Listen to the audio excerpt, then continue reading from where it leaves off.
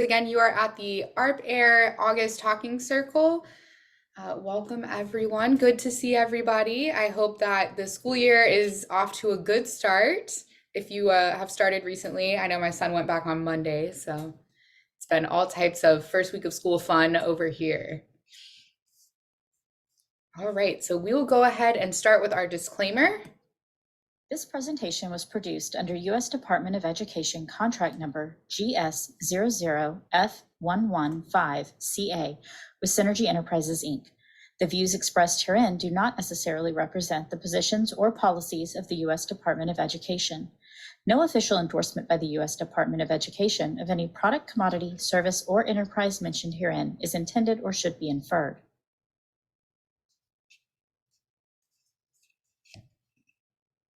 Okay, so today on our agenda, we will start with APRs, and then after that, we will move to a few reporting and budget items that we want to make sure are on your radar. And then lastly, we'll spend some time discussing program activities and services, as well as some upcoming events. And before we really dive in today, I am pleased to welcome your new program officer, Linda Brake, who is here to support us today and respond to any questions. So welcome, Linda. Thank you so much. It's a pleasure to be here with you today. Yeah, thank you for joining us. And then, of course, I am your technical assistance team coach. My name is Casey Morgan, OCO. I will be your facilitator for today's talking circle. So first, we're going to touch on APR updates that will be coming up soon. So you might be wondering, should you or do you need to submit an APR update? And so we have a few things for you to consider that will guide you in deciding how to approach APR updates this upcoming update season. So if you reported 999 for some or all of your measures, that includes GEPRA and project measures, in Section A of your APR, then yes, you do need to submit an APR update. If you submitted an incorrect number or a number that needs to be changed or updated in Section A, again, for either GEPRA or any of your project measures, then you will also need to submit an APR update. And then finally, if you submitted all correct and complete data for all of your project measures and the GEPRA measure in Section A of your APR, and you did not report 999 for any measures, then you do not need to do an update. So if you did report 999 for one or more of your GEPRA or project measures, then you will be submitting APR updates this year through a JOT form. And so you're going to use one of these links that you see on the screen. They both go to the same place. And so you'll use one of those links to submit your APR updates, and those updates for you will be due December 15th. A couple of notes on those updates. So your APR updates must include all of the measures that you reported as 999 in the spring in your original APR. And you're going to complete that Section A form to submit as your APR update. So you will put all of those updated numbers as well as updated explanations of progress for each of those measures on that Section A form, and then you will upload that Section A form to that JOT form, to that link there. And then we also encourage you to include the Section C tool if you did not already submit that, or if you need to change or adjust anything on the Section C tool that you submitted for your APR. So as a reminder, this is what that Section A form looks like. And so this is that form that you're going to use to update your Section A data for APR updates. And if you need access to that form, again, it is on our ARP-AIRE Padlet as well. And so when you are filling out that Section A form, I want to remind you of how to report for both the project measures and the GEPRA measures according to that Section A chart. And so you'll see here that if it's a project measure, then you're going to report both the target and actual ratios. So where you see those green check boxes, those are the boxes that you should have filled out on your Section A chart for any project measure that was reported as a 999 in your original APR. And then you see for GEPRA, you're only reporting that actual performance ratio. So you will not report a target ratio for the GEPRA. And so again, on that row, you can see where that one green checkbox is, you should have a ratio in that box, and the rest of those boxes would be blank, other than your exact wording and where you identify measure type. And then again, as a reminder, you do need to include an updated explanation of progress. So even if you provided an explanation of progress for that measure originally that described when the data would be available and kind of qualitatively what is going on with that measure, you still will need to provide a new explanation of progress or an updated explanation of progress that includes more information now that you have that complete data. And again, those APR updates are due by December 15th, and you will submit them to those links. So please make sure that you make a note of where to submit and when the deadline is, and put that deadline in your calendar so it doesn't sneak up on you too quickly there. And Olani did put those links in the chat, so if you want to copy and paste or bookmark the link, I definitely suggest that you do that while we are in this meeting.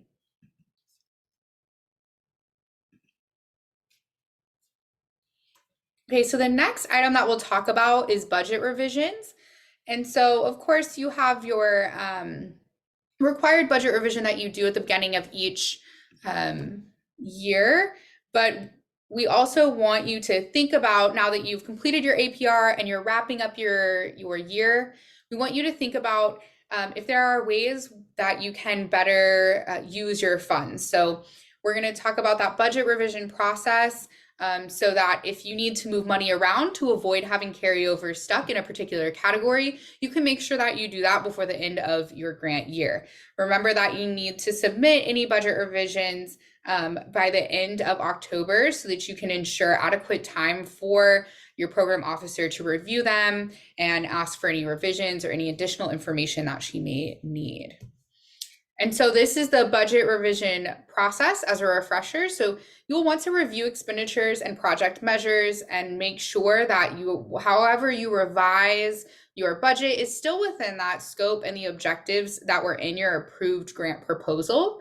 So you can't go outside of that scope or change the objectives from your proposal. However, you can move those funds around to better use them in other categories if you've realized throughout this year that you may end up with some money left over in a category and that money might be better spent elsewhere to support your objectives. You'll want to meet with your program and budget staff to help you make sure that the form is completely filled out and that the information is complete prior to submitting that to your program officer. And then you will submit your completed budget revision to your program officer via email. And then one thing to keep in mind throughout the budget revision process is that you do have to continue spending according to whatever that current approved budget is until you receive official approval of your new budget, of that revised budget from your program officer. So until that time, you do still have to spend according to whatever the approved budget on file is. And then, of course, if you need help reviewing or revising your budget at any point throughout this process, please sign up for a coaching call with us. We're always available for coaching on the budget revisions or to help you kind of think through what might be the best use of funds there. And we will share our link to sign up for coaching in the chat later on in this session. And so if you do need to sign up for a coaching call, whether it's on the budget revision process or anything else that we can kind of help you navigate as you're running your programs, definitely make use of that link towards the end of the session to sign up for a coaching call. And so another thing to kind of know on budgets, many of you do have a large available balance, and so that may mean that you need your fiscal office to make a drawdown, may mean that you're behind on your spendings. So you'll want to review your expenditures and drawdowns as you're thinking about budget revisions. You'll want to take a look at your project measures and plan out what needs to happen to meet them and to spin your funds down. So do you need to expand your services? What are some student or parent needs that can be met through your existing project objectives, maybe by expanding services or in new ways that would help you spend those funds or make better use of those funds in a different category and still supports those original project objectives. And, that can help you determine if there are funds in a budget category that may not be expended by the end of the year, and then determine if you can use those funds better in another budget category to support your substantial progress to meeting your project measures. So definitely we want to encourage you to spend your money and make sure that you are making substantial progress towards meeting those project measures and using your money to support that work and those efforts. And so, it may be helpful to bring your budget and program staff together to map out the remaining month or so of the grant year, the remaining couple of months, and discuss like the start of that new grant year as well. Work with your team, complete your budget revision form, and then submit that via email to your program officer, Linda. And a note regarding your GAN. So you received a new GAN with year 3 funds awarded. As you're thinking about budget, there's an important thing to note about next year's funds. So those funds are already visible on the new GAN you received because they were front loaded. Front loading goes ahead and obligates the funds to your grant, but the funds still may not be spent until the new grant year begins on November 29th. So please keep that in mind. You cannot spend the front loaded funds, so the funds for next year, prior to the start of the next grant year, even though you may see them there. So please ensure that your budget and any expenses for the remainder of the grant year reflect your funds for this grant year appropriately and do not include any of those front-loaded funds. So you should not, under any circumstances, include money from next year's front-loaded funds in your budgeting or your expenditures for this year. And basically just want to pretend that those front-loaded funds are not even there. So just completely ignore those funds until November 29th.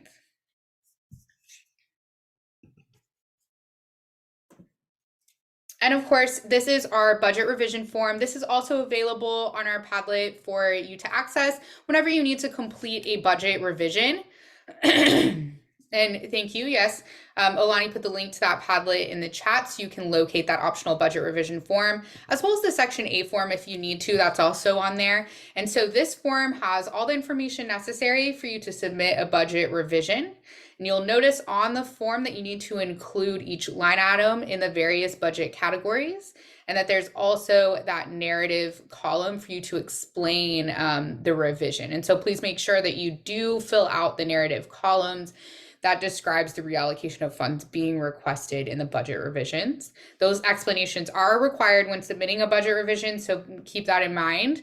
If you submit it without it, then you might have to get it sent back and revise it or add it. And so that just adds time before it actually gets officially approved.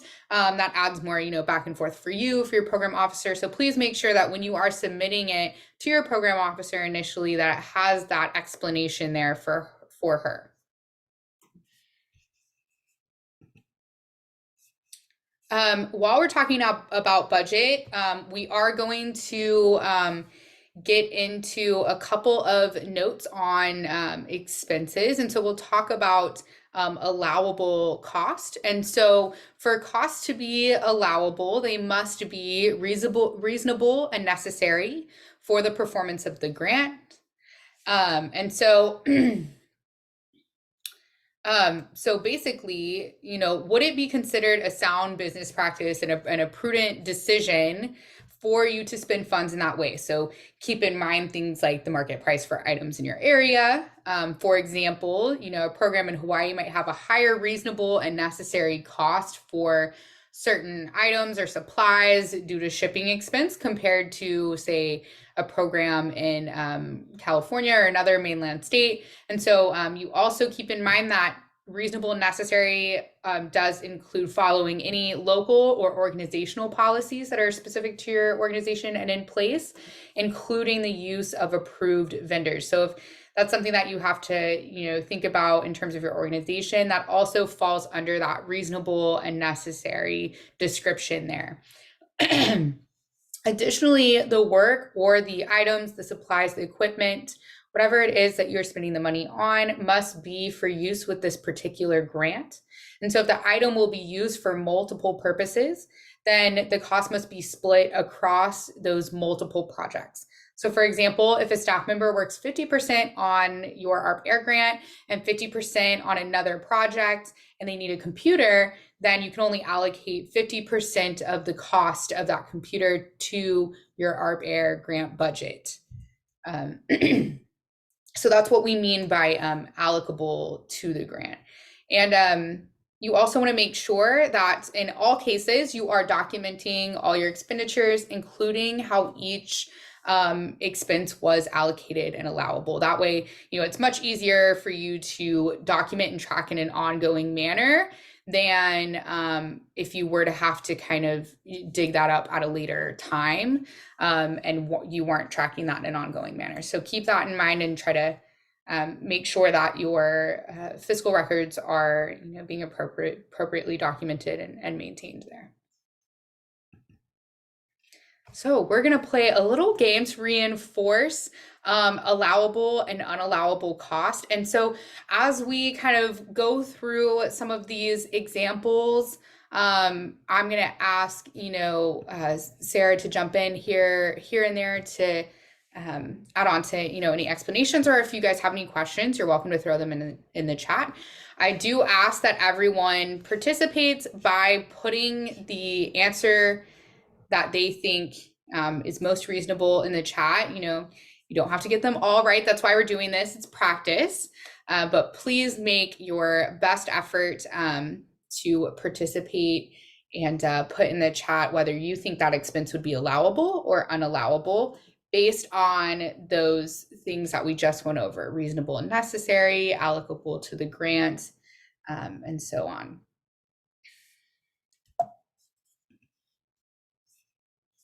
Okay, so for several years, the school has run a theater program using volunteers.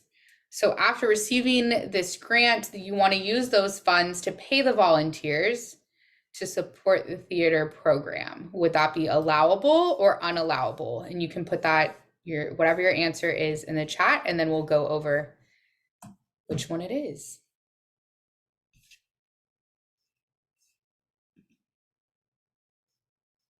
Thank you for your response, Chris. Thank you, Janelle. Give everybody a few more seconds.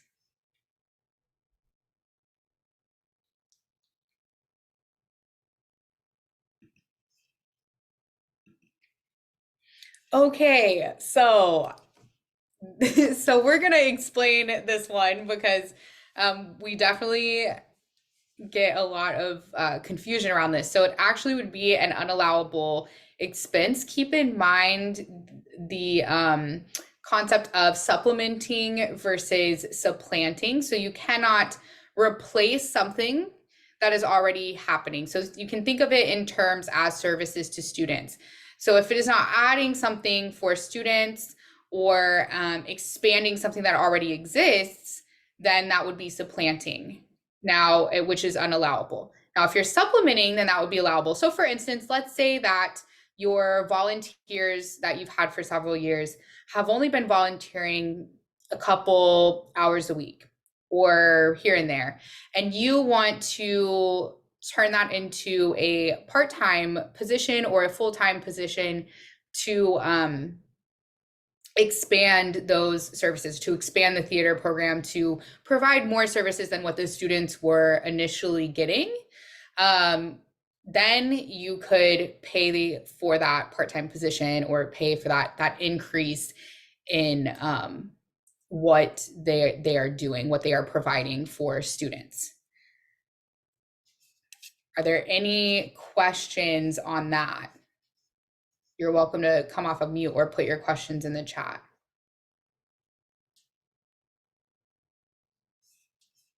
I guess, Casey, I was thinking about moving them into a paid position. Because if I learned that they were doing such a good job as volunteers, I would want to move them into a paid position. So that's why I said yes.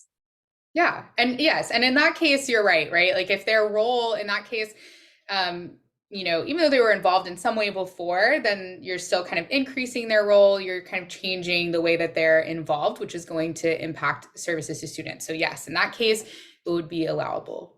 Okay. I think probably a lot of us probably kind of thought of it that way. Okay.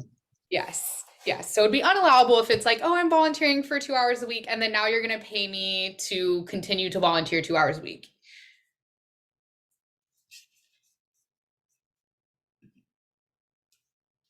Okay. So you are hiring staff for your new OIE grant, and you need to pay for their background checks. Would that be allowable or unallowable? And you can do the same thing, just throw your best guess in the chat and we will go over it. Thank you, Christine. Thank you, Julie. Thank you, Scott. Craig, great. Appreciate you all's participation. Okay.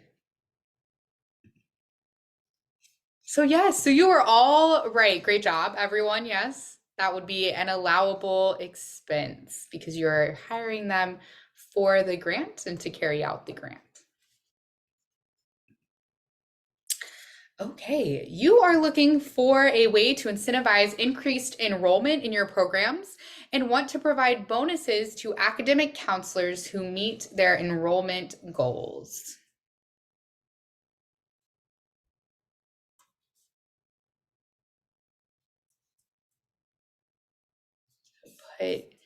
Put what you think in the chat. This one I think is probably a little bit more difficult.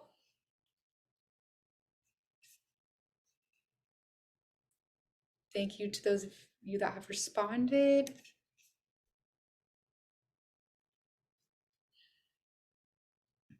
And remember, at any time throughout the game, if a question pops into your mind about allowable and unallowable expenses, you're always welcome to throw that in the chat and we will address it.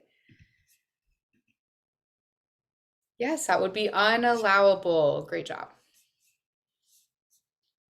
And Sarah, can you kind of explain that one? That's the one I kind of get lost on in the explanation. With the bonuses? Yeah. Yeah. Make sure I'm on camera so you can see me. So typically paying bonuses is just in general an unallowable expense with grant funds. It's seen as like an incentive. And as I know, we all frustratingly know a lot of times incentives are not allowable.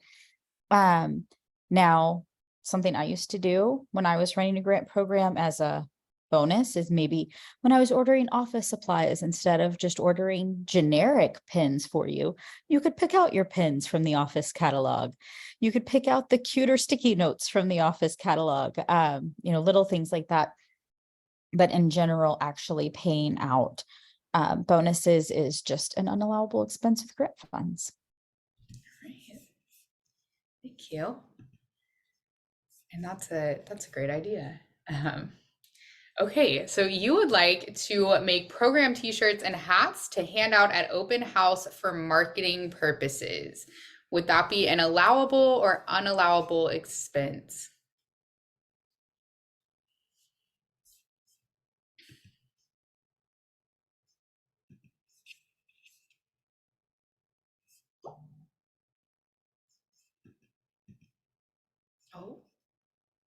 Oh, Craig and Janelle got it right. Good job, y'all. Yeah, so it is an unallowable expense. So, and Sarah, you can kind of add to this. But you cannot order things that are solely for marketing purposes. So it has to be a supply or something that the student needs to participate in the program, right? Is my understanding. Oh, I think you're on mute. There we go. Helps if I'm off mute. So yeah, in general, marketing materials are typically unallowable. Sometimes you can spend a small amount as far as maybe printing a flyer on the copy machine or something like that. But ordering t-shirts for your program is probably the most common request that is not allowable.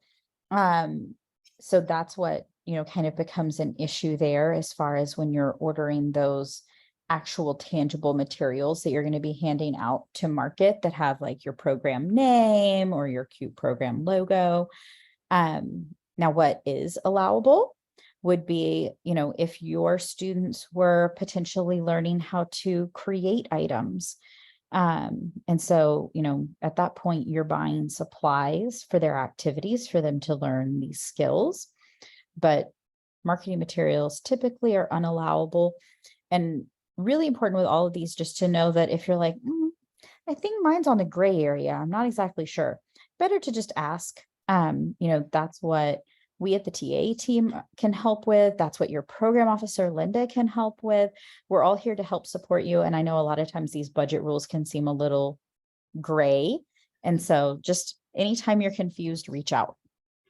And if nothing else, even if it's unallowable, we may know of a way that you could do something similar, but in an allowable fashion.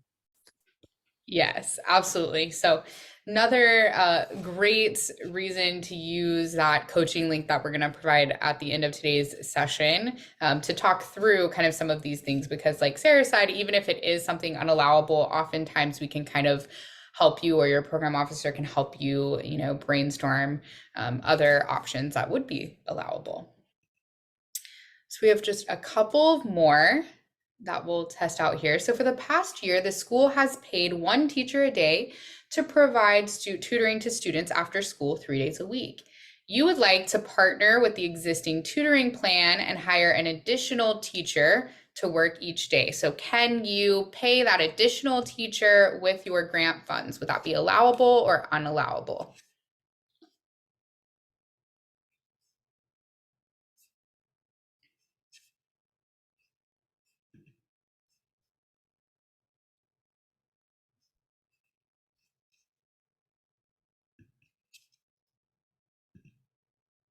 Great job, everyone. Yes, it would be allowable because you are expanding that service for students. So you are not, you're not paying the teacher you are already paying, you are adding an additional teacher there. And so, yes, you are able to do that with your grant funds. And then our last one. So you are launching a new STEM program this semester, and you need to purchase Legos, batteries, masking tape, and a few other supplies to be able to launch that program. So would purchasing those supplies be an allowable or unallowable expense?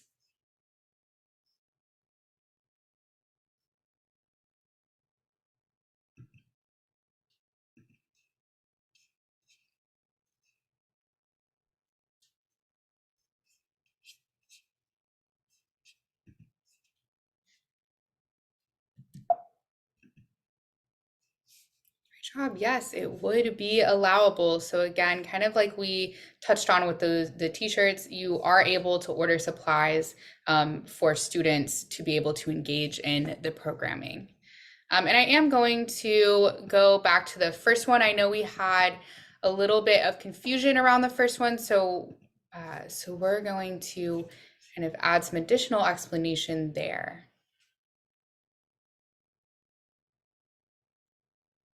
Yeah, so I think there were some questions around, moving someone from volunteer status to a paid status. And it's going to be the same idea as the one that y'all, I think, all got right about adding on for the teacher. that we can pay them for those things in addition to what they were originally doing. Now, one example that came up when we were actually playing this similar game with another group of grantees the other day is, well, what if they were running an after-school theater program for us on Mondays, and that program has ended. That volunteer said, I can't do this anymore. We're going to end the program. And then you get your grant and you're like, oh, I can pay someone to run this program. The big deciding factor there is if it truly ended. So you have to be able to really document that a program or a service ended, whether it's because maybe another funding stream ended, maybe you had another grant that provided the program before and that funding stream ended, and now you want to be able to continue it with these grant funds. Or, maybe you lost the person, you had a volunteer and they left, and now you're not going to be able to continue that service, but make sure that you can document that to show that you're supplementing, not supplanting. Otherwise, if you have that person and they're already volunteering in that role, we would need to only pay them for the things that they're doing above and beyond what they were doing for us previously.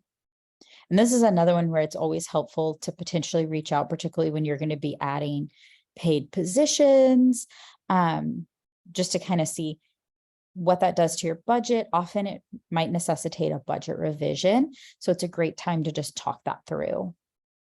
And then I see Donna Savis-Burns popped another great resource over in the chat as far as allowable costs. So if this is an area where you feel like I'm still a little confused, I might like a little more info, there's a good training that you can take over there as well. Absolutely. Thank you, Sarah and Donna. So yeah, if you want to learn more, definitely check out that training in the chat. Thank you guys so much for participating in that. Really appreciate it.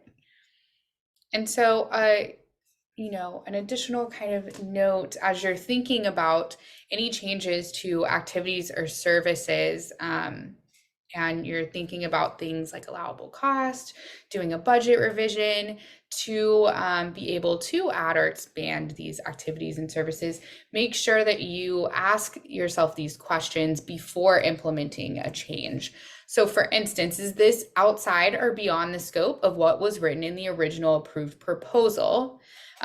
If it is outside of the scope of what was written in the original approved proposal, then that's probably not a change that we can make to our activities or services. So you can add activities or services, but they still have to be in line with the scope and objectives in that original approved proposal. And also, does the change entail a key change in personnel or a change in key personnel? Does the change have significant budget implications? If it has budget implications, if it requires a change in key personnel, or like Sarah said, adding a position, those are things that you probably want to chat with us or your program officer about. They'll probably necessitate a budget revision. You will need to have approval from your program officer before implementing the change. So even if even if the answer to one or more of these questions is yes, still meet with your program officer, run it by your program officer, and kind of brainstorm some ideas around those changes that you want to make to activities or services. But you cannot, if the answer is yes to any of these questions, you cannot implement those changes before official OIE approval. All requests for scope changes must be submitted in writing via email to your program officer for that review and approval. And like I said, like we've covered a couple points here, sometimes that change will also require or necessitate a budget revision. And so think about how, you might have to do that as well as part of making that change.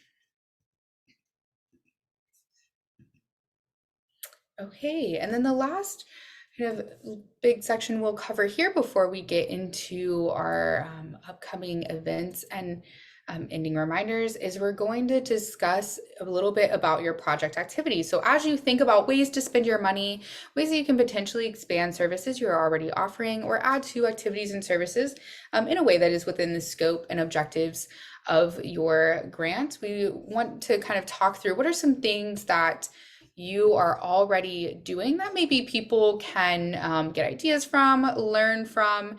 And so we have a few discussion questions here, and I'm going to throw the discussion questions in the chat as well so that you're able to read them and refer back to them. So first, what activities did you do in your program this summer?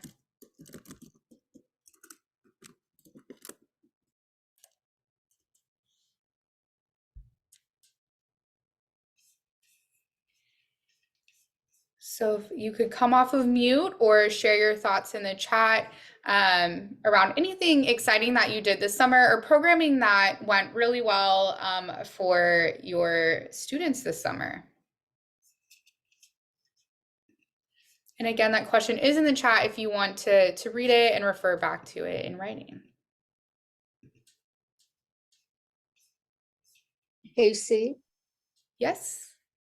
we held a 4-week summer youth program for 70 middle and high school students.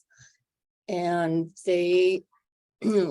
we introduced them to 4 major historical events that led to the creation of our reservations. So they learned about those 4 historical events, walked, hiked those spaces.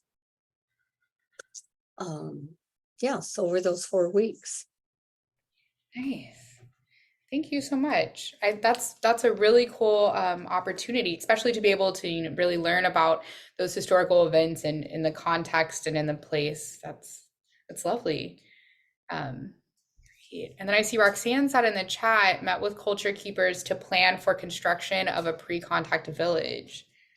That sounds really, really cool. Can you tell us more about that, Roxanne? Sure. So we actually met with the culture keepers to identify the materials and supplies needed to begin doing this, to identify the different sites from which to gather the materials. And we ended up this summer working with youth just over 18, as well as grade 6 through 12th grade youth, to go out and gather cedar poles for the WEQ, which is the lodge, the summer lodge that we were building, to go out and scout for and gather bulrush for the mats for inside the lodge. And that's where we are right now. They did build the WEQ. Again, with the culture keepers, who are our elders, instructing young persons that were also working with our grade 6 through 12th grade youth. So all of them were getting a firsthand education as to what it takes to build this construct, and to identify the areas in our homelands where we can still gather and find the materials. So right now they're drying the bulrush, which they peeled and hung, and mat making will be for the winter time. It's really a fascinating project. The next thing that will happen is they'll be going out to get bark to cover the WEQ for the winter. But all of this, again, is part of an educational process for our youth, so that those cultural exercises are not lost. Absolutely. That's amazing. I love that. I think, it's really valuable how you kind of have really every piece of the process in there. So they're not just constructing it, but really learning about, where to gather the items, how to gather the items, what they need, and then the different things that you need right now versus for the winter and stuff like that. So that's really amazing that you've kind of incorporated all of those things into this ongoing learning experience for them. It's a really cool idea. Thank you. Yeah. And then Scott, I know y'all were doing something for the summer. Can you tell us about that? Yeah, we had a summer youth gathering, which we do usually in June because it gets very warm in Happy Camp. But they do a number of cultural activities. They were making dip nets this year. We're fishing people with salmon, so they got to make bark skirts, salves. They got to identify plants in our most sacred area of Katamine. They got to do all these activities also, like we're one of our biggest villages, and the most important village in our history is located. So, and there was a lot of mentoring that was going on with high school students, with our middle school students, and then also we even allowed fourth grade and fifth grade students this year to attend. So it was great to see, from elders all the way down to people from my generation, and then the students all working together and collaborating and learning. So we did have a monsoon though. We never have rain, but the last night, the tents, everything blew. We had to take all the students to the gym, and they spent their last night indoors. So, oh wow! But it was definitely a gathering they'll never forget. Yes, yes. But and I'm gonna have to sign off now because we have an emergency meeting, because we have about 23 fires that just have started in our area. Oh wow! So I'm gonna sign out. Sorry, I'm a little nervous, but it's kind of a crazy situation in Siskiyou County. Yeah, definitely. We'll be thinking about y'all and sending y'all all the positive thoughts, and sorry to hear that. Take care of yourself, and All right. cool, yeah. Yotwa, thank you. Wado. Okay. Anyone else as far as summer things that they want to share that went really well, or that someone else might find helpful?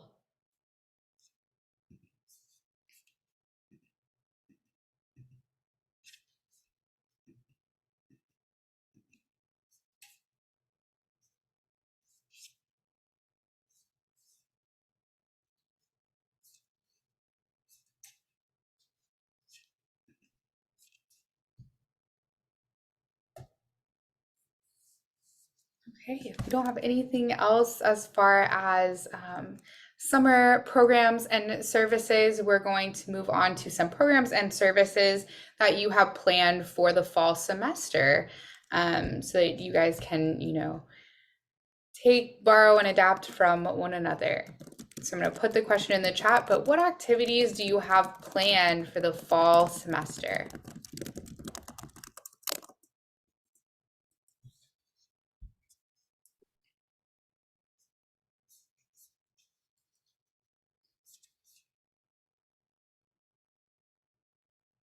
I'm going to give everyone a couple of moments to kind of think about it, wrap their mind around some things that they might want to share in this space. And then I'm going to go person by person. So I'm going to call on each person. So just prepare yourselves for that. And I'll just go in the order that I see all of you all on my screen.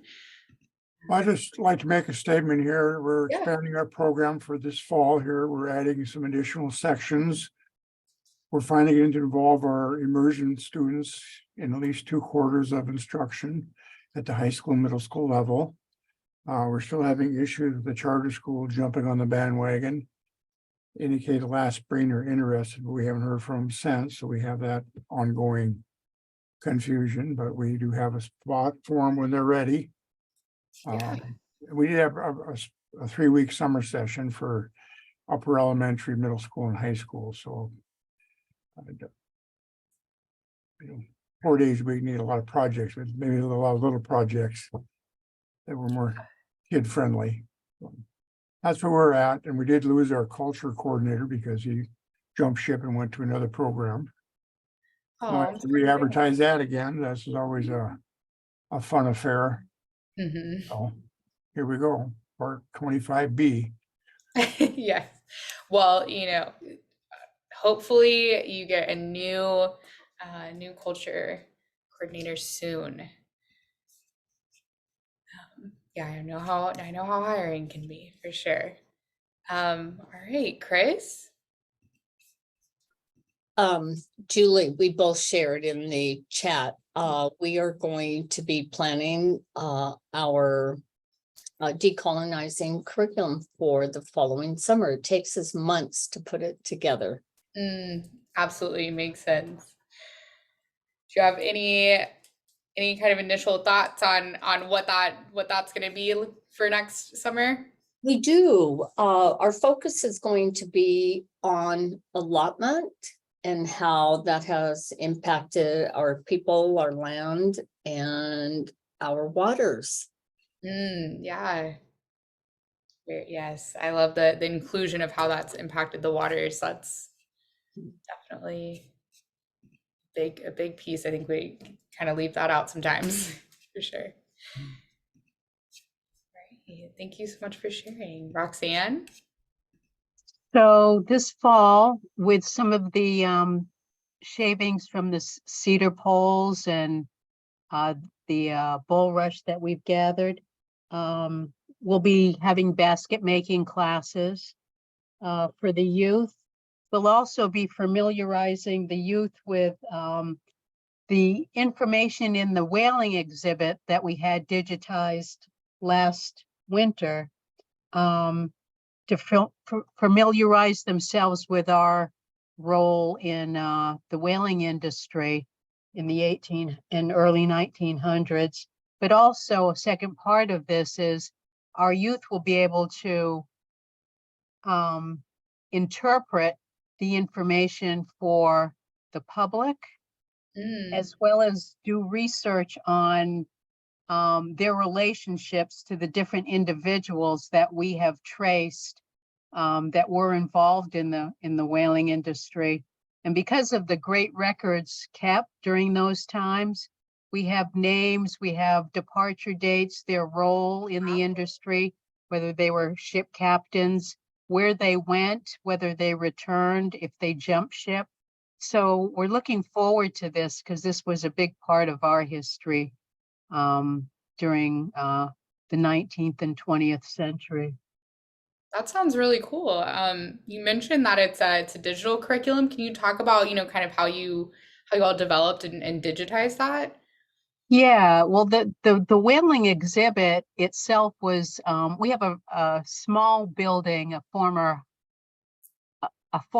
tribal member's home. That's our museum. And they had an exhibit that was in the museum. They took it down and stored it, and it had been stored for quite a number of years. And we felt like we needed to digitize. So it's panels, if you will, that can be put together and transported. One of our thoughts is that we're going to transport this to different school districts, because we do partner with schools in the area for educational purposes. But first and foremost, we're going to educate our own youth with the information that is contained. These panels are very attractively formulated. And again, they're transportable and we can take them down. And right now we have them stored, and we actually have to go through the process of learning how to set them up. So I hope that kind of explains what that is. Yeah. Wow, yeah, very, very interesting. Absolutely. Yeah, I see Olani shared in the chat that, whaling was a big industry in Hawaii as well as whale. That's hard. That was hard to say whale and well in the same sentence.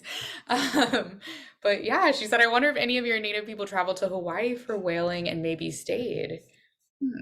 Yeah, and that's an interesting piece of this history too, is we had many of our people that just never did come back. They did leave their ship, and when it set sail to leave, they did not leave with it. So Hawaii that's an interesting question. So I will research that, Olane, and have an answer for you. Yeah, we'd both love to hear more. I'm curious about that as well. Very interesting. And I love that that you all created those panels, especially from something, that an exhibit that was kind of already there, and then really like expanding that out and making sure that your own students were, educated in that. And then I love the idea too of, moving beyond that, kind of traveling around with them. That's very cool. Thank you for sharing, Roxanne. Mhm. All right, and then next we have Krista. So what are some things that you all are doing for the fall?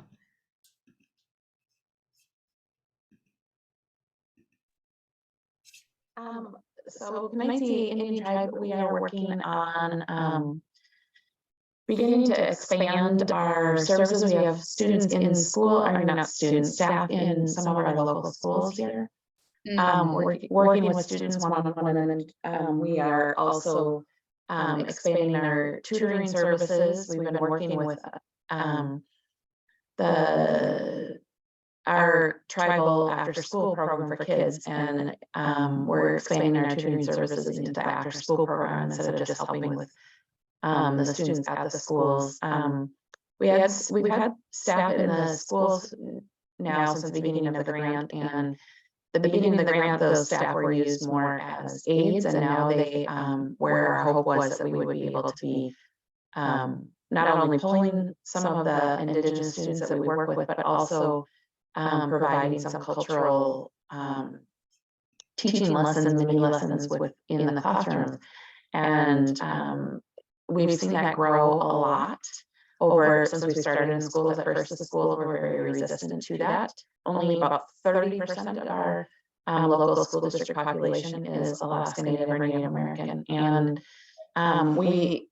so they have been very responsive to us now about teaching different lessons, whether it's history or language or some of the traditional ways of like science when they're dissecting fish. Instead, we're helping them learn the traditional ways of cutting fish and then looking at all the organs, or looking at some of the different art. They're learning our Native Youth Olympics, and then but also one of the opportunities we have in our written in our goals of our grant is to do some professional development, and that's what we're tackling this year, is what that's going to look like, since teachers' time is so valuable, and they want, like at the beginning of the school year, they want all of their time to be able to be in their classrooms instead of doing in-services. And originally that's what we thought, is we take up some of their time and do in-services, and I just, as we've been in the schools, we don't believe that will be as received as positively as we had hoped. So we're looking at creating like professional development podcasts, and one of the ideas I got out of the project directors meeting was to create a listserv and get all the teachers on a listserv and get them links to these different resources. So instead of having them sit through, a 2-3 hour, 4 hour, whatever it might be, professional development training, instead give them resources that they can back on, and maybe like quick 10-minute topics of how to reach Indigenous students in different ways, or how to make their classrooms Indigenous, or we have the district librarians. There's a whole chunk of them that really want to indigenize their libraries. And so working with schools in that way for our professional development instead of what we originally thought about providing just one individual in service. So that's what we're tackling this fall. Thank you, Krista. Yeah, thank you so much for sharing that. I know at the end of that, it was kind of hard to hear you, but the professional development piece, but I heard you say that you're thinking through kind of that pivot away from the beginning of year in service, which there's not a ton of buy-in for, to kind of how do you supply more sort of on-demand professional development. I love the idea of the podcast, or even there's so many platforms out there that you can use to create like asynchronous modules and things for teachers to kind of go through on their own time as well. So I love that you're thinking about how to pivot, but then still going back to your grant and the objectives that are defined in there to really see how you can continue to add and expand in ways that really bring to fruition those things from your grant. So I love that. Love the idea of podcast. I think that's a super interesting kind of approach to professional development, because I know how that is. When you're a teacher at the beginning of the year, you're like, I just want to get ready for the beginning of the year. I want to set my room up. I want to kind of get everything organized. And so adding one more thing at the beginning of the year, may not produce a lot of buy-in, but I think some of the ideas you have around pivoting are really, really cool. Okay, so next we have Luke.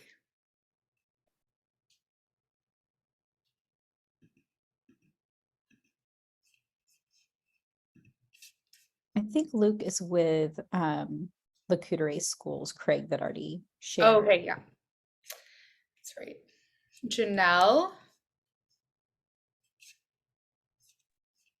Okay, sure. And I'll ask Christine to join in as I talk.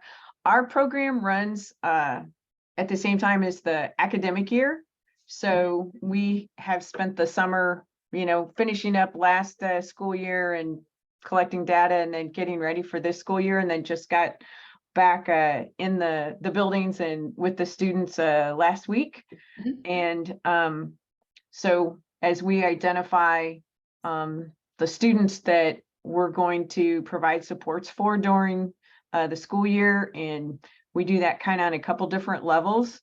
We identify a need with the school that can be a whole school service. So, something that can more broadly impact all students, as well as working with a smaller group of students directly for needs that they may have that could be what impacts their learning, whether it's at home, whether it's in the school building, whether it's with, another person to help them work on those relationships and have the supports that they need then to progress academically.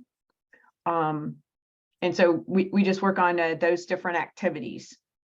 So I guess I would offer for Christine to add a couple things if she can. Yeah, of course. Christine.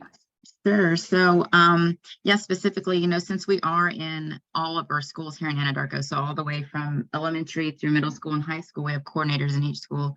So it really depends on, the school level.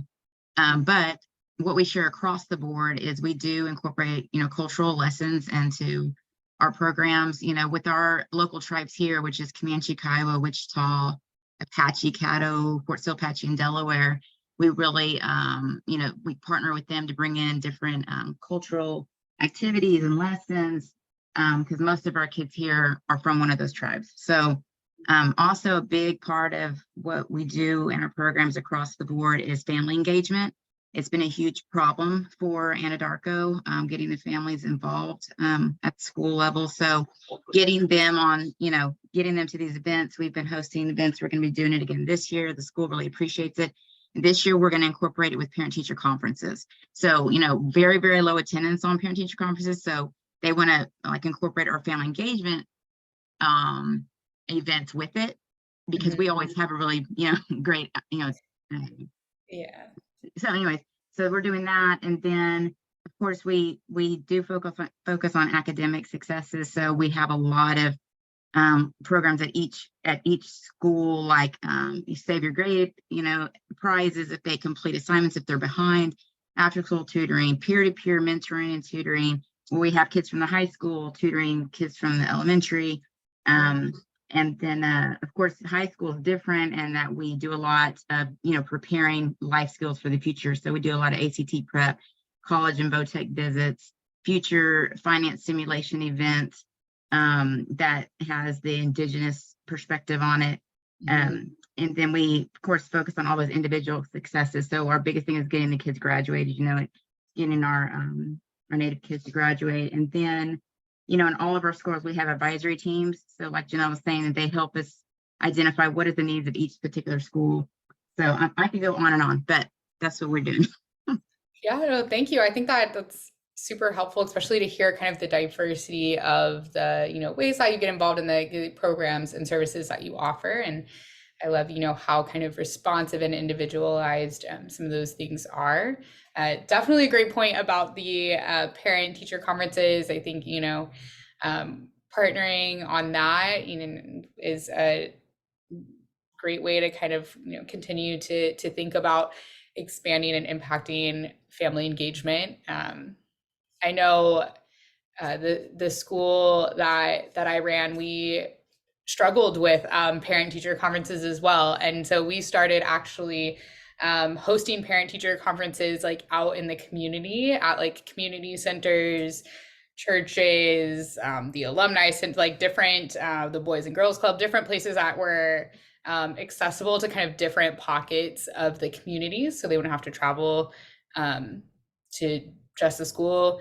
I know one year we offered like multiple days and times for them. And so we even had an option for them to come up and come to an event on like a Saturday morning. Because, sometimes work, it's work is you have work or you have this or that competing things, multiple kids, or there's lots of things kind of competing for your interest. And we would have students perform and food and a little health booth. And so, yeah, definitely love that focus on family engagement for sure. Casey, Yeah, can I add one more thing from a technical standpoint? absolutely. We're really excited about, and I don't think if I say something that I'll jinx this, because I think it is, far enough down the road, but at least, like our staff person who is our data geek. And so this also I offer just as a, if you keep at something long enough, because these conversations have been more than a year occurring, but the Anadarko public schools are like really close. We have a data sharing agreement, as part of our grant, and they're great to share reports and stuff with our staff. But then for our data collection, then that's a manual entry. They are just about to sign on the dotted line to commit to having our two databases connect so that we can get our data just kind of downloaded and not have to get it via reports that we'll be able to access in that way. So I'm not saying it will happen next month or next week, but we fully expect like within this grant year that we'll be able to start talking with their system to be able to get our data that we'll be reporting on, just kind of automatically. So I think that's a really exciting accomplishment. Absolutely. That very, very exciting. And, and like you said, it just goes to show that you continue to have the conversations, you continue to work with people that, eventually you can build up to these kinds of things where you can access the data that you need to be able to really make the impact, that you want to make on the kids. And so that's really awesome to hear. I love that. And then, so next we'll move to Steve.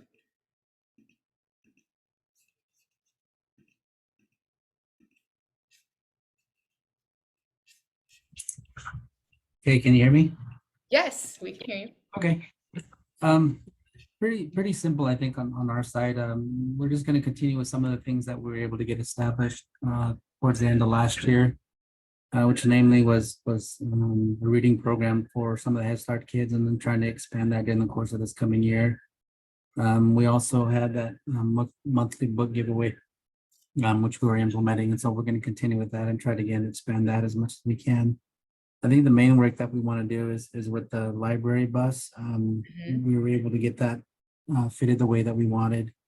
And they did a bunch of summer programs during the course of this past summer. And so there were kids that were able to go there and they had activities and things of that nature. And so really what we want to do is try to expand that and get that ingrained. And so a lot of work really will be working towards getting that library bus more into the community and just so everybody's aware that it's there. Like I said, I think they had a pretty decent summer participation. We just want to continue that through the course of the year and hopefully get that implemented so that in the out years beyond the grant itself, that will be something as a stable program moving forward. And so that's where a lot of work will be happening.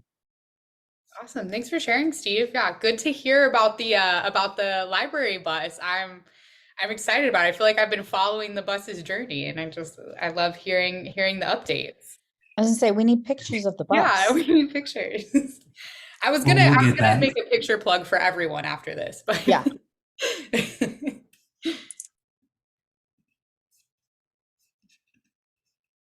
Yes, definitely bus pics. Okay, and then last but not least, Gina.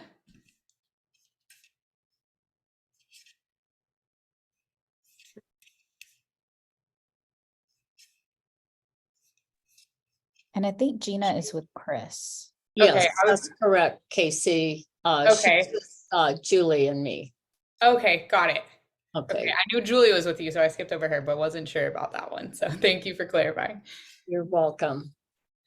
Okay, yeah, thank you all so much for sharing. Like I said, I was gonna do a little picture plug, but if you all have any pictures, articles, links, any video, anything great highlighting what's going on in your program or highlighting some of the really cool things that all of you are doing, we would love for you to share those with us. You can always email us, to brag about all these great things and attach whatever you can there to oie@seiservices.com. One, I just love to follow everything that you all are doing. I love hearing your updates and seeing like how you're building out these great things. And I remember from couple talking circles back when I first started, and and some of these things were just kind of ideas or things that you were just getting started. And so really awesome to see the growth and the impact over time. And then also, we can highlight you and feature you as well. Oh, thank you, Craig. Okay, so Luke sent pics and a blurb to us. Appreciate it. I think I have seen some And they of y'all. did a fabulous job, so thank you. Yes, thank you. I think I have seen some of those pics, Craig, and I love the work that you all are doing. Super impressive. Right, yeah. So we just have a couple more kind of discussion questions for y'all around, challenges and supporting you as well. So first, what challenges have you encountered in spending down your funds? And maybe, if you have found a solution or found kind of a workaround, if you could share that as well. If not, that's okay too. So I did put that question in the chat for you to read, but if anyone wants to come off of mute or share in the chat, if there are any particular challenges that you've encountered in spending down your funds. I know Craig mentioned hiring a little bit, which I've heard that one a few times. So if anyone wants to share, you're welcome to come off of mute or put your thoughts in the chat.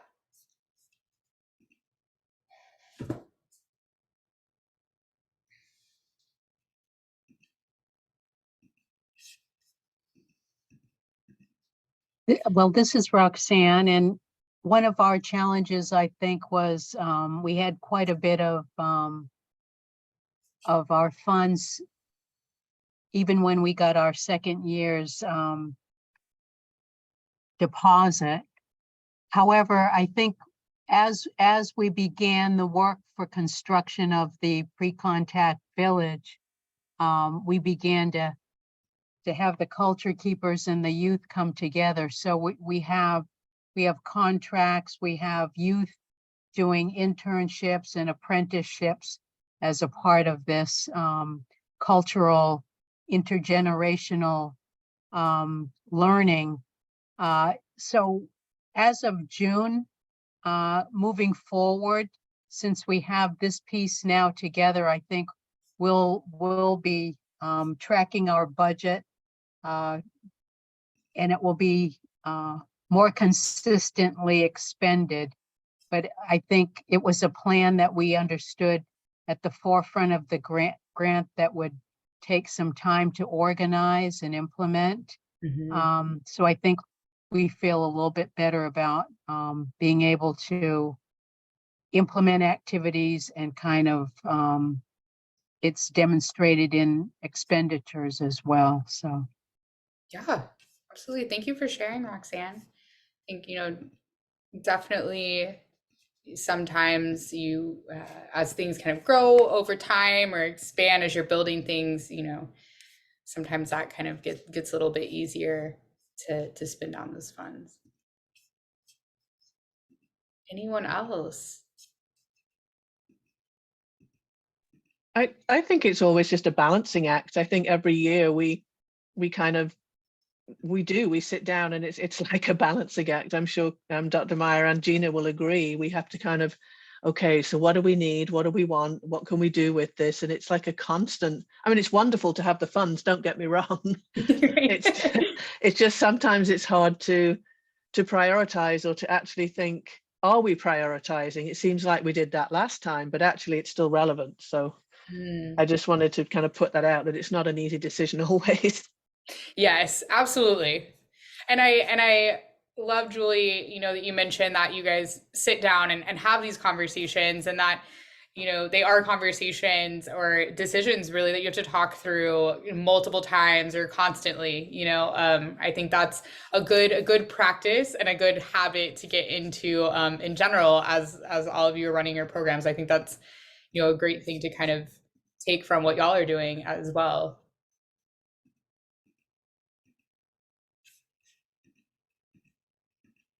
Anyone else? I know Craig mentioned hiring. So Craig or Luke, do y'all want to speak to how you guys have kind of navigated that? Well, we're just getting ready to the other fellow just resigned last Friday, so Wow. we're rejuvenating our advertisements before. We changed position, which I think I mentioned in my budget before, my budget narrative, and now we're going back to the original part-time as needed. Hopefully we'll be able to find a couple people to do this. Otherwise we'll have to put in a budget modification, reallocate the funds to something else, but it's a tough area here to try to pick up somebody at this time. Absolutely. Time will tell. Yes. Well, we're gonna hope that you're able to get that filled and get some people in there.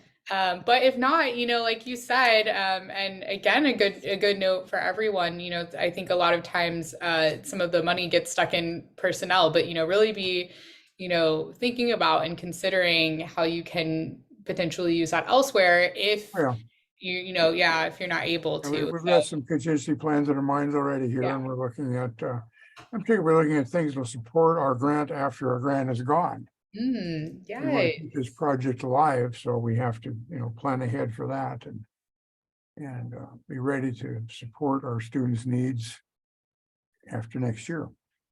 Absolutely. Yes, I love the idea of, thinking through how you can plan ahead for that sustainability piece as well.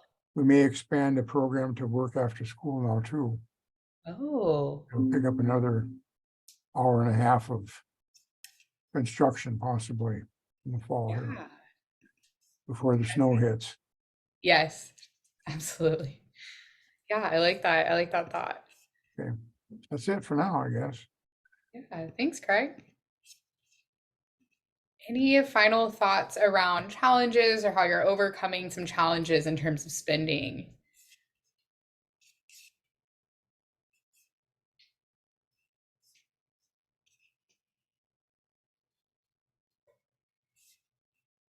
Okay, well, if y'all think of, anything else as we are wrapping up our talking circle and moving on to the last question, you guys are always welcome to come off of mute or throw some thoughts in the chat if something comes to mind.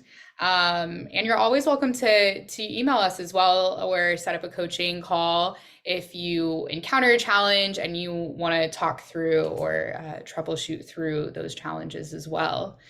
We're definitely, here for you, which leads me to my last question for you all. How can we, as your TA team and program officer, how can we all best help and support you? So feel free to put anything you can think of in the chat. You can share and come off mute. The sky is the limit. Feel free to share whatever comes to your mind.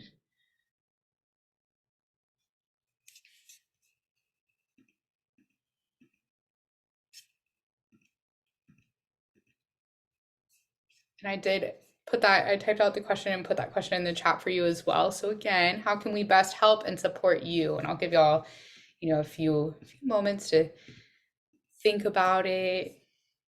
Think about your wildest dreams. Oh, Christine, thank you. I'm glad you get value out of the talking circles. I get value just listening to, to everything that you all have to share as well. It gives me tons of ideas for the school that I don't have anymore. So love hearing about everything you guys are doing. Oh, thanks, Chris. I'm glad so Chris said the game on allowable and unallowable costs was a good reminder. So I'm glad you guys found that valuable as well.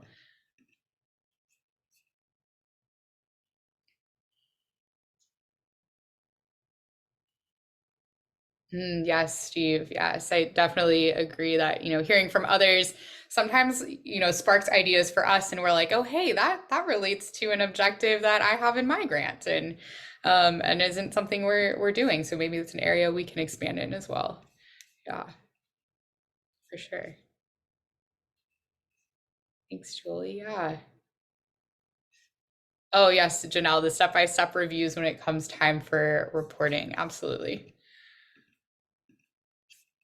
Yeah, reporting can be, it can be a beast sometimes. So always good to have those step-by-step directions. Anything else? Anything you can think of that maybe we're not doing that would add to the support, or anything in particular even that you might, want to see in a talking circle?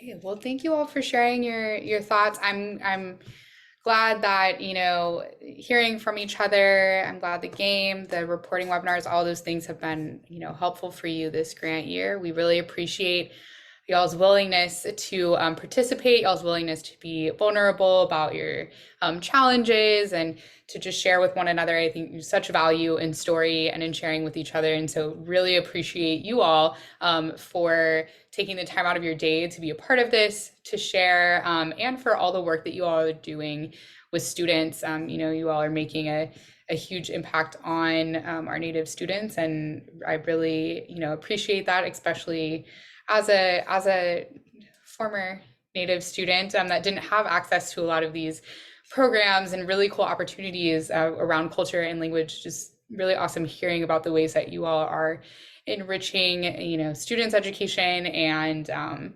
providing them so much value. So thank you all for all the work that you guys are doing. And of course, if you guys think of anything between now and the next talking circle, and you're like, oh, it would be really great in the talking circle, or hey, I have this challenge that I want to brainstorm around, or I have these things that maybe I don't quite understand that I need a refresher on, you're always welcome to email us at that OIE@SCI services email with any ideas, thoughts, or requests, and we will try to, honor those things as much as possible.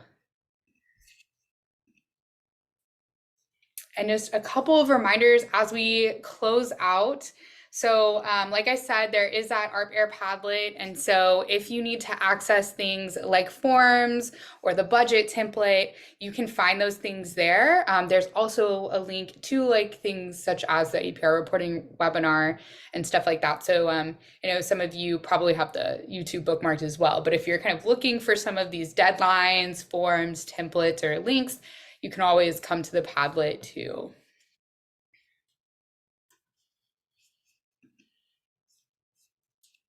Any questions before we get into our final updates and upcoming events?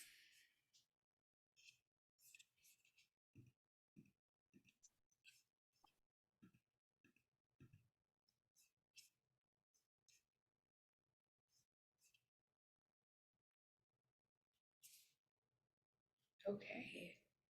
I don't think there's any questions, but you can, always throw them in the chat as we close out. You should see a poll popping up for today's talking circle. We'd really appreciate and value your feedback. So if you could,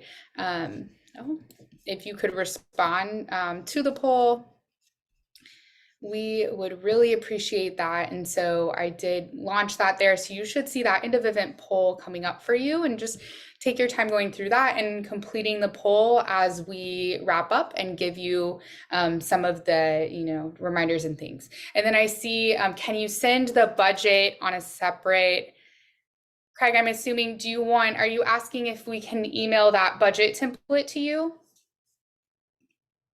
Right, so I don't have to jump back and forth to the Padlet to find it. It's a lot handier because of many things on my little computer here. I totally understand. I was just talking about how many tabs and applications and things I have open. So yes, we can email you that budget template. All right. So upcoming events and things, we do have the grantee satisfaction survey. So you all should have received that survey in an email. And we will also share the link for that survey in the chat here as well, just in case. And please make sure that you fill that out. So it should have gone to all the project directors as well as any of your team that have attended a talking circle, PD meeting, webinar, etc. So we do use that feedback to help us plan, the types of technical assistance that we provide you all and the topics for these kinds of things. And so we'd really like to be able to plan the upcoming year with you in mind and your feedback in mind. And so we'd greatly appreciate you taking a few minutes to complete that survey. It's short, should take about 5 minutes or so, and just helps us meet your needs to the best of our ability. And yeah, Craig, okay, I see you got that budget form, so glad we could get that to you. And then as far as other things to be thinking about as you close out this grant year, if there are any updates that you need to make to the email list, you can email those changes and additions to that oie@seiservices.com email. And when you do email any changes or additions, we ask that you would include their name, role, and email address. And thank you, Olani. Put our email in the chat as well if you need to grab that. And then, like I said, throughout this session, you are always welcome to sign up for one-on-one support. There are 1-hour sessions as well as shorter sessions depending on what your needs are. And so you can use that Calendly link to sign up for coaching, and we will put that link to the Calendly in the chat as well for you.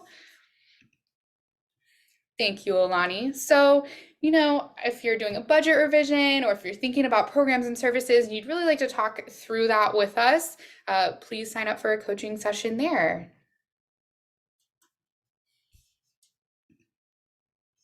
And then some upcoming events. So your next talking circle will be in October.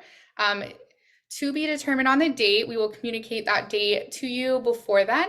But just do be aware that your next talking circle is in October.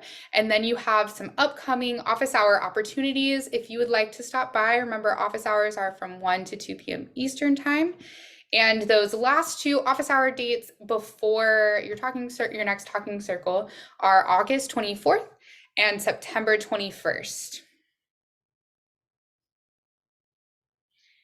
They are the 4th Thursday of each month, except I think that September date is a little bit different. So make sure you note those dates if you want to attend those.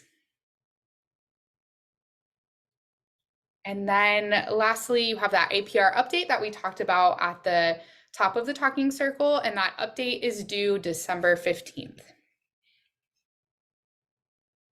Yes, September is the 3rd Thursday.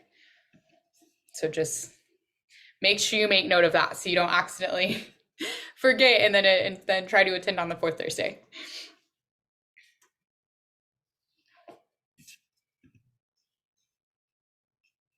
Yes, and like Sarah said in the chat, we will send a reminder as well, but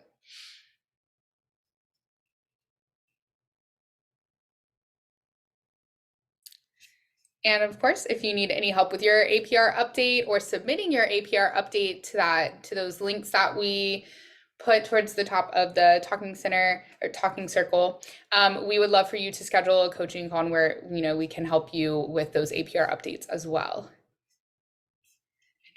Craig, I see your message in the chat. Wado, thank you. Wado, to everyone, thank you for coming. I hope you have a great day and a great rest of your week, and happy, start of school.